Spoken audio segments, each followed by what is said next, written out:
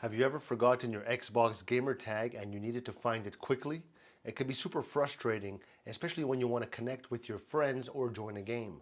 But don't worry, we got you covered with the easy steps to find your Xbox gamer tag fast. So, first, you're going to turn on your Xbox and sign in.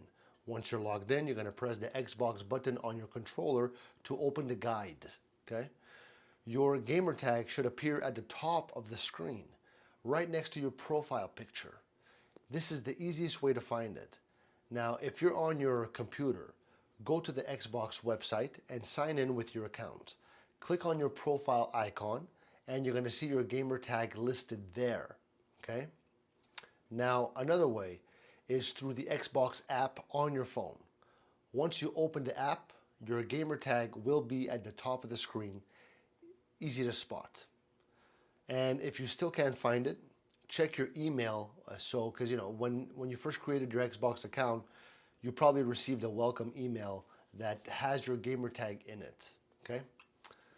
And yeah, so now that you know how to find your Xbox gamer tag, it's time to get back into the game. Don't forget to like, subscribe, comment. Ciao.